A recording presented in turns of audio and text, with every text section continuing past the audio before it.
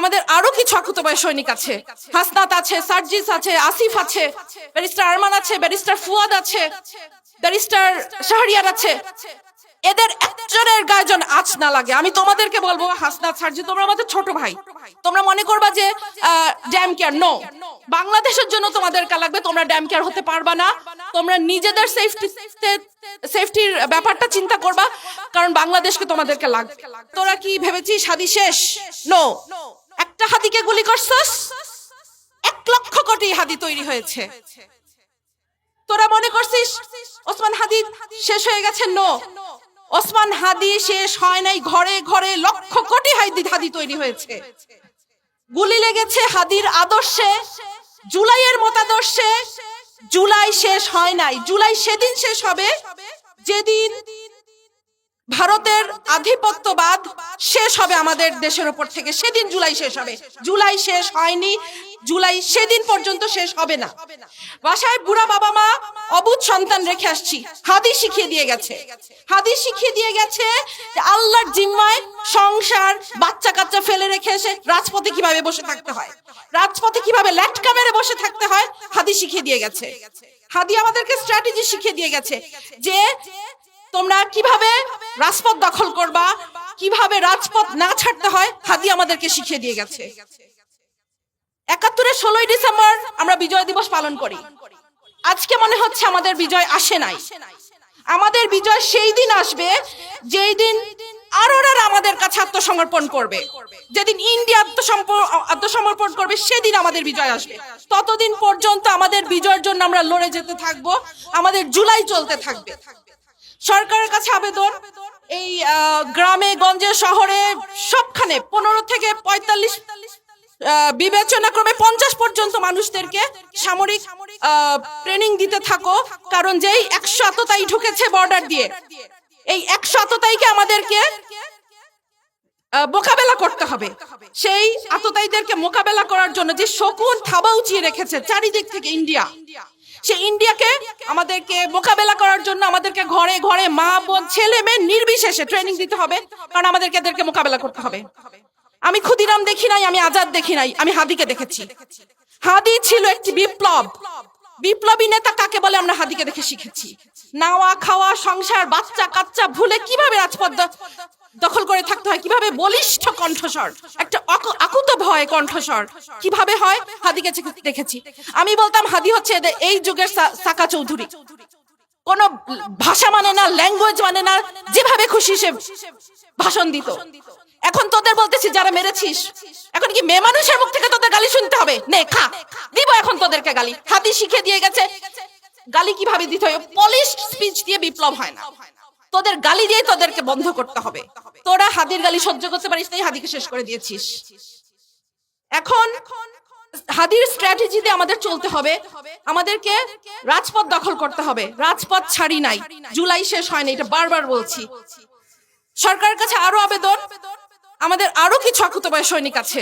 হাসনাত আছে, সার্জিস আছে, আসিফ আছে, ব্যারিস্টার আরমান আছে, ব্যারিস্টার ফুয়াদ আছে, ব্যারিস্টার শাহরিয়ার আছে। এদের একজনের গায়ে যেন আঁচ না লাগে। আমি তোমাদেরকে বলবো, হাসনাত, সার্জি, তোমরা আমাদের ছোট ভাই।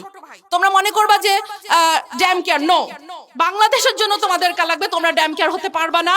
তোমরা নিজেদের সেফটির ব্যাপারটা চিন্তা করবা, কারণ বাংলাদেশকে তোমাদেরকে লাগবে। তোমরা নিজেদের ড্যাম কেয়ার ভাববা না। আল্লাহ হাদিকে নিয়ে গেছে, হাদি দেখিয়ে দিয়ে গেছে ড্যাম কেয়ার কাকে বলে। বাট প্লিজ, বাংলাদেশের জন্য তোমরা ড্যাম কেয়ার থাকবা না। সরকারকে বলবো তোমরা এদের সেফটি সিকিউরিটি নিশ্চিত করবা। ওই মরে যাওয়ার পরে সারা পরিবারের আমি খেয়াল করব, বাচ্চার দখল করবো, নো, এটা যেন আর না হয়, এটা যেন রিপিট না হয়। সাদিক কায়েমের কথা বিশেষ করে বলবো, কারণ শিবির তো তোমাদের চোখের শুল, বাট সাদিক খান যেটা করে যাচ্ছে তোমরা বাকি অনেকেই সেটা করতে পারছো না। আমি সেটাই বলবো যে এই বিপ্লবীদের গায়ে যেন আঁচ না লাগে। যত শত আততায়ী ঢুকেছে এদেরকে এখনই বের করে শেষ করো। একটা আততায়ী যেন তার গুলি উঁচু করতে ধরে না পারে। সবাইকে ধন্যবাদ। আমাদের হাদি ভাইয়ের খুনের বিচার চাওয়ার জন্য আমরা বহুবার দাঁড়িয়েছিলাম রাজপথে। সেই আবরার ফাহাদ, তারপর আমাদের 2000 শহীদ জুলাই মাসে, আমাদের বুকের রক্তের ক্ষত এখনো আছে, দাগ এখনো শুকায়নি। আমরা বারবার কেন দাঁড়াবো? এই রাষ্ট্র আমাদের নিরাপত্তা দিতে ব্যর্থ হয়েছিল গত 17 বছর। তারপর আমরা নতুন করে স্বপ্ন দেখেছিলাম যে এইবার আমরা একটু বিচার পাবো, একটু শান্তি পাবো, কিন্তু দুমুঠো শান্তির দেখা আজও আমরা পেলাম না। কেন? আমি আজকে বিচার বিভাগের কাছে প্রশ্ন করতে চাই, তাদের চোখে চোখ রেখে, জুলাই বিপ্লবের এতগুলো দিন পর কেন আজ আমাদের সহযোদ্ধা হাদি ভাইকে তার প্রাণ দিয়ে প্রমাণ করে যেতে হলো যে জান দিব তবু জুলাই দিব না? তিনি জান ঠিকই দিয়েছেন। আমরা যারা তার বোন আছি, আমরা যারা নারী আছি, আমরা প্রত্যেকে আজকে কণ্ঠে কণ্ঠ মিলিয়ে বলতে চাই, আর কোনো হাদি নয়। সবাই স্লোগান দেয় যে রক্ত দিয়েছি আরো দেব। আমি এই স্লোগানটাকে আজকে থেকে বলতে চাই, রক্ত দিয়েছি আর দেব না, এবার শুধু রক্ত নেব।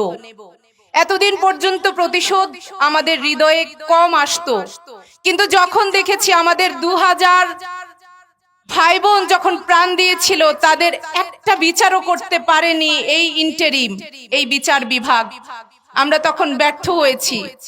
আমরা তখন বলছি যে রক্ত আমরাই নেব। হাদি ভাই আমাদেরকে শিখিয়ে দিয়ে গেছেন যে কিভাবে নিজের প্রাণ দিয়ে প্রমাণ করতে হবে যে আমরা কারো আধিপত্য সহ্য করব না।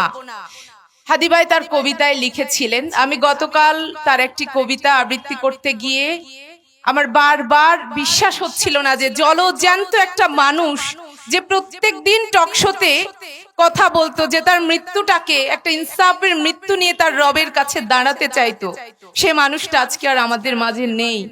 এটা মেনে নিতে সত্যি আমাদের কষ্ট হচ্ছে। যতবারই কষ্ট হচ্ছে তখনই পবিত্র কোরআনের সূরা ইমরানের সে আয়াতটা আমাদের মনে আসছে যে কুল্লু নাফসিন যায়কাতুল মাউত, প্রত্যেকটা প্রাণীকে মৃত্যুর স্বাদ গ্রহণ করতে হবে। কিন্তু সেই মৃত্যুটা যদি হয় শহীদি মৃত্যু, শাহাদাতের মৃত্যু, তবে সেটা কতই না সুন্দর, কতই না মধুর। হাদি ভাই তার একটি কবিতায় লিখেছিলেন, আমি তার কয়েকটি লাইন বলতে চাই। হে সীমান্তের শকুন, এক্ষুনি ছিঁড়ে খাও আমাকে।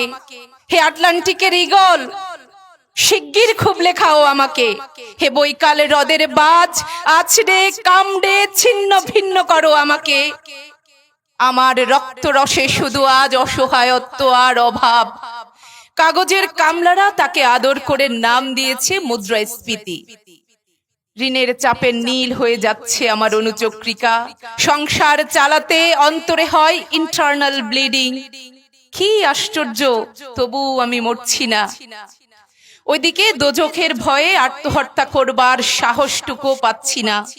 খোদাকে বললাম আমি মরতে চাই। তিনি বললেন, বেঁচে আছো কে বলল?